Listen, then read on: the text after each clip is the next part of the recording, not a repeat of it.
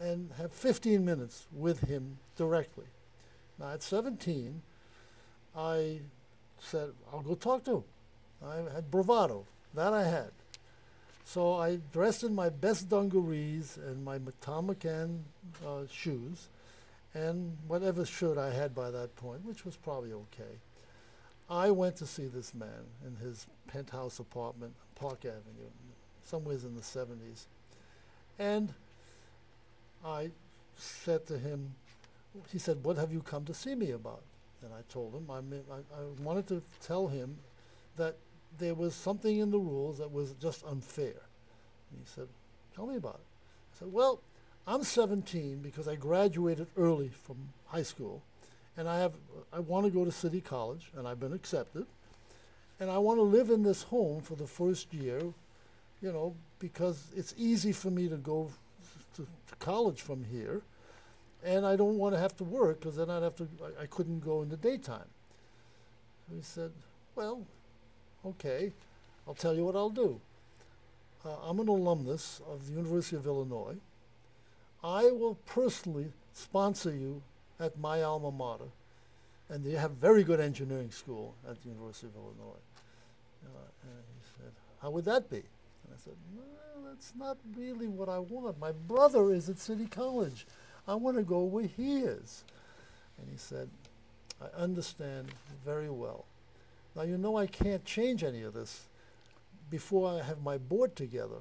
And I said to him, well, can you call them and see if they would be interested in doing something? He said, that's an idea. Okay. And that was it.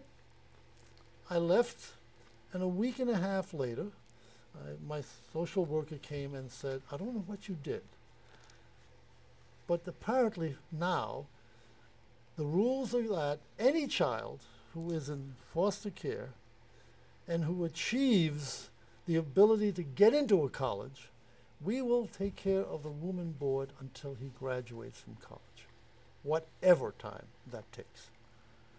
And so I lived in that home until I graduated from City College. Now, after City College, I went to work for Bell Labs. And Bell Labs also has a fellowship program at that time.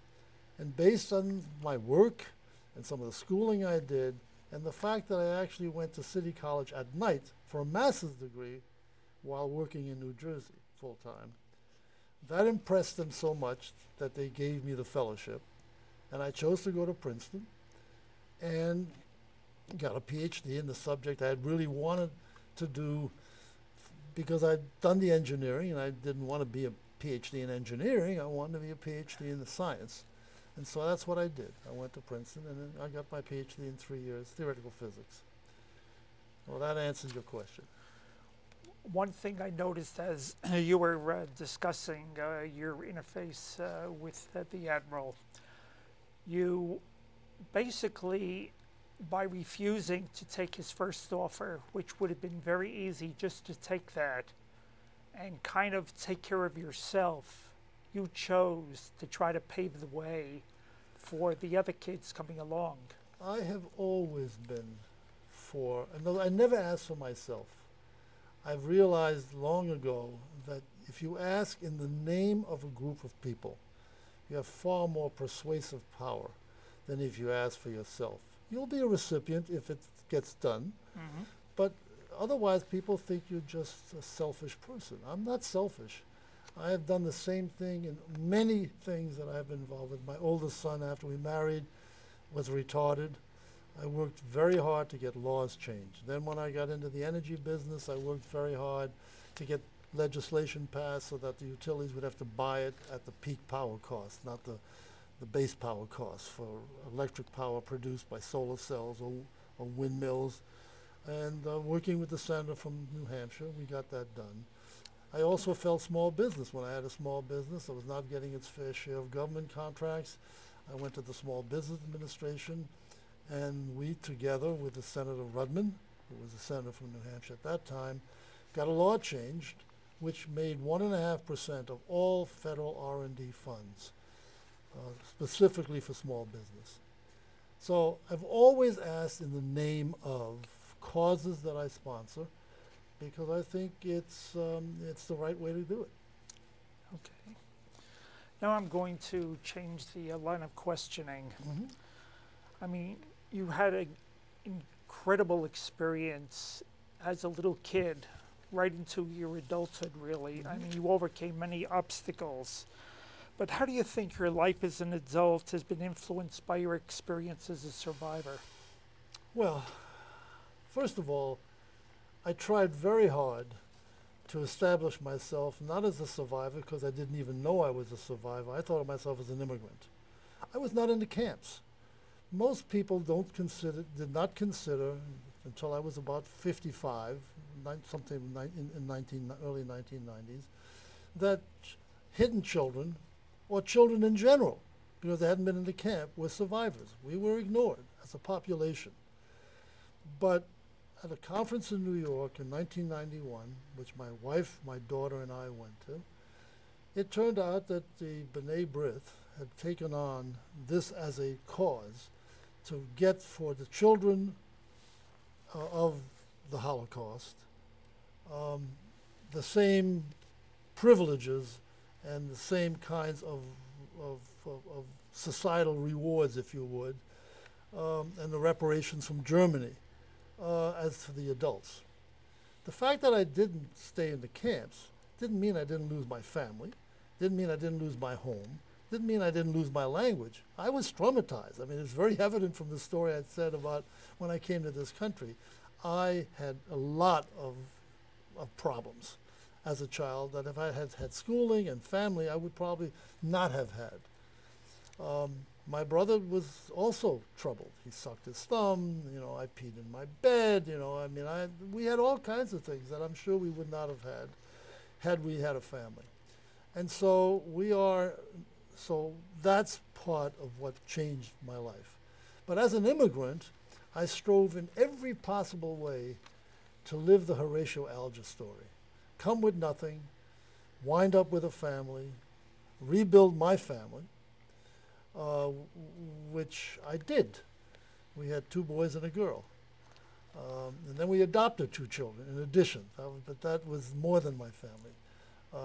My brother also adopted 2 children and then had one of his own. So, you know, we rebuilt each of our own families.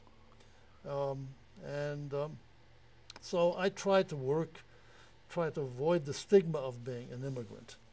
Mm-hmm. Now, as a survivor, I have the obligation to do something for survival and survivors in general. And part of that is done in some of my life today, because I have to basically do those things that my parents couldn't do.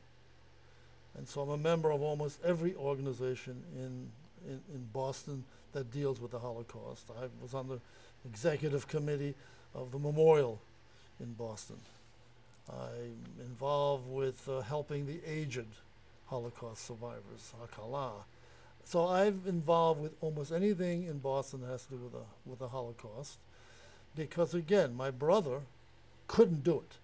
He could only live by forgetting what happened to him, and he won't talk about it, and he doesn't participate. So I'm the only member of my family who's surviving, who can remember his parents, who can remember them in terms of making sure that their sacrifice to save my brother and I is not forgotten. Well, certainly your Holocaust experience has shaped your life. What do you think you would have been like, you know, had you have not been brought up there, being the same kind of individual you are? I probably would have done exactly the same thing, become an engineer, but I probably wouldn't have had the trauma. And therefore I would have come from a family foundation that was more solid. And perhaps I would not be so interested in public service or in taking up the challenges, but I think I would have anyway. But again, my brother does not. My brother he's a much better businessman. He's a psychologist, never made it as an engineer. He flunked the first important course 3 times in engineering, which was descriptive geometry. And so he went on to become a psychologist, clinical psychologist. So he does his thing, and he owns some restaurants and made money with all of them. I own one business in solar energy, and not only didn't make any money, I lost a lot of money.